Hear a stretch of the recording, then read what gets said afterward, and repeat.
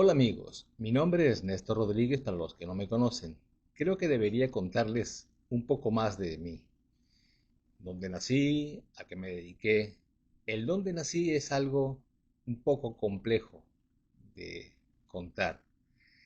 Basta con decir que desde antes de mi nacimiento hasta los 41, 42 años viví como apátrida, sin nacionalidad, que nací bajo condición de exilio.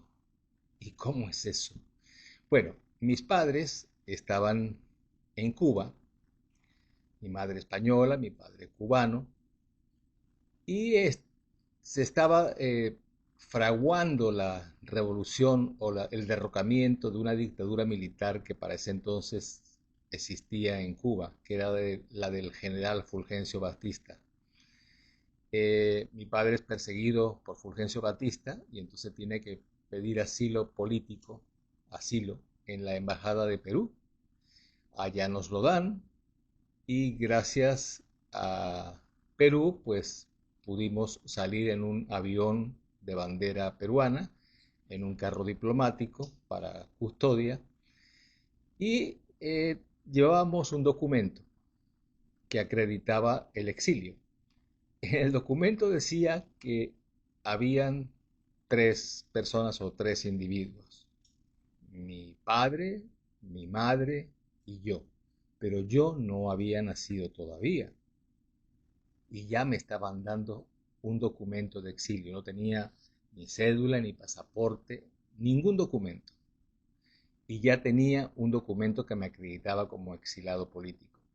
¿Qué cosas tiene la vida, no? Eh, Permanecimos allá en Perú un tiempo hasta que fue derrocado el gobierno de Fulgencio Batista y regresamos a Cuba. Mi padre, mis padres, eh, ven que la situación de lo que se había soñado de una revolución o un movimiento para derrocar una dictadura e instaurar una democracia, pues no iba por buen camino. Y ya han pasado 65 años de ese oprobioso régimen dictatorial.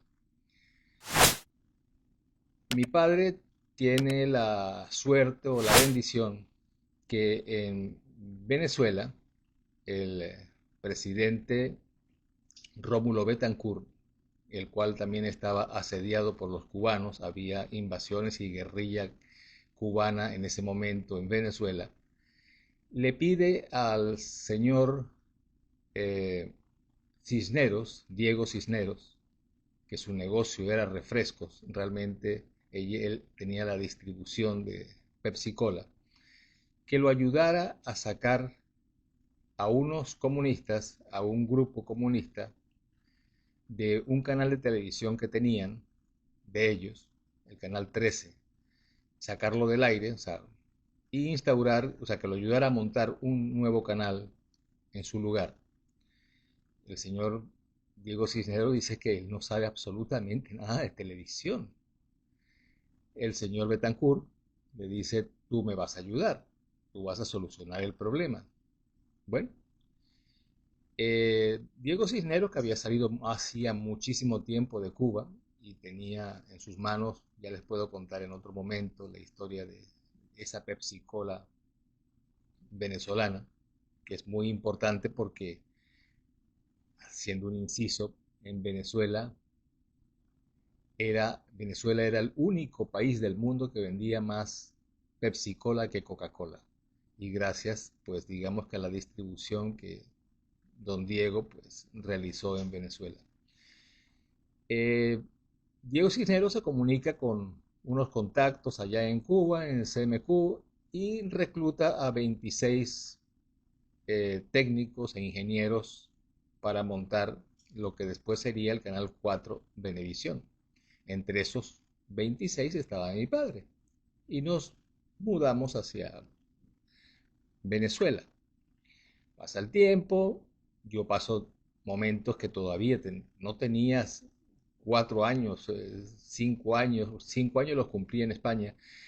o sea, tenía 4 años y yo recuerdo todavía mis visitas, mis idas con mi padre al canal, los estudios, los programas, o sea, fue algo realmente fantástico. Ahí, pues mi ADN de publicista, de cineasta, de hombre de televisión y de medios de comunicación, pues estaba encendiendo. Eh, lo pasé muy bien allá en esos inicios. Recuerdo que había un estacionamiento gigante, gigante de piedrita blanca y era solamente el estudio principal, una gran antena y ahí estaba la montaña, el Cerro Ávila, no existía la autopista que hoy hay en la parte de atrás, que está la Cota Mil. Eso está en la colina de los Caobos. Y por aquella época apareció un día un cunaguaro. Un cunaguaro es un tigrito pequeño, pequeño, era bebé, y ese tigrito se convirtió en la mascota de Venevisión.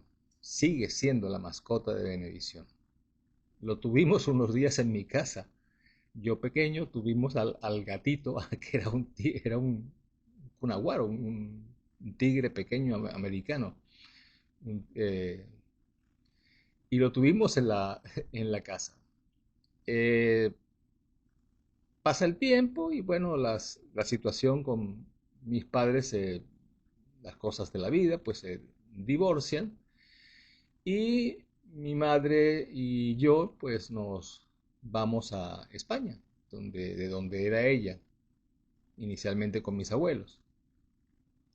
Mi madre había pasado mucho tiempo ya fuera de España y tenía, pues digamos que sus documentos había que actualizarlos en España, perdió su antigüedad en su profesión, ella era ayudante técnico sanitario, que es un escalafón entre lo que sería paramédico y lo que sería un doctor. Está en mitad.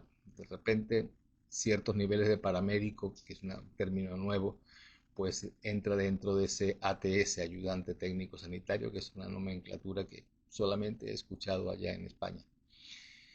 Entonces, bueno, mi padre tiene que volver a empezar como si se acabara de graduar.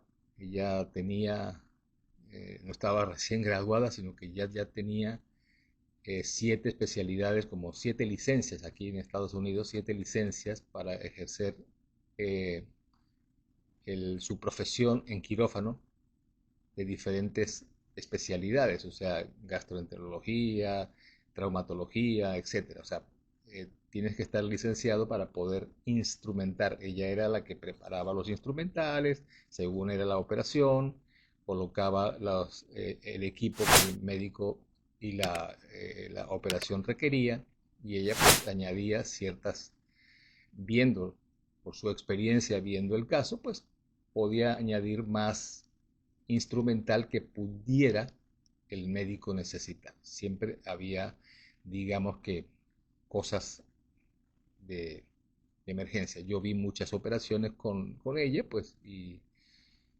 aprendí esas cosas. No es que aprendí a ser médico, sino que, bueno, que aprendí el trabajo que hacían cada uno de ellos. Y la parte de, con su credencial de su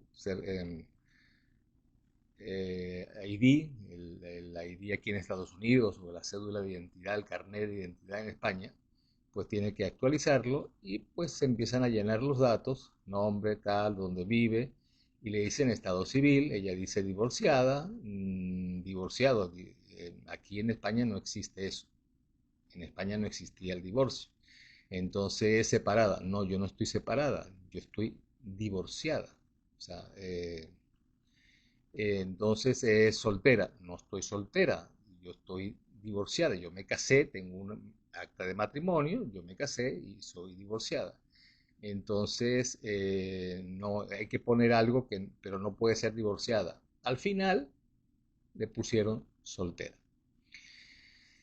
Entendamos que en los años 60, en el mundo entero, nuestro, de nuestra cultura, y más en España católica, apostólica, romana, y en una dictadura que era católica, el término ese de divorciado era un extremismo y era una innovación y un modernismo que no tolerarían.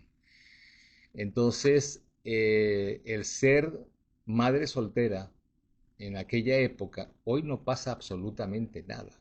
Es más, hay mujeres que llegan a cierta edad y ellas mismas deciden tener su hijo y buscan un banco para ser inseminadas y tienen su hijo sin ninguna, o sea, no hay ningún problema. Pero en aquel momento, el ser madre soltera te provocaba pues señalamientos y ese tipo de cosas. Con lo cual mi madre pues eh, al nivel de la edad que yo tenía, pues me explica que hay que pasar bajo perfil, que para que no me fueran, pues digamos que a hacer bullying, como dicen ahora, por esa situación. Nos vemos en un próximo cuento.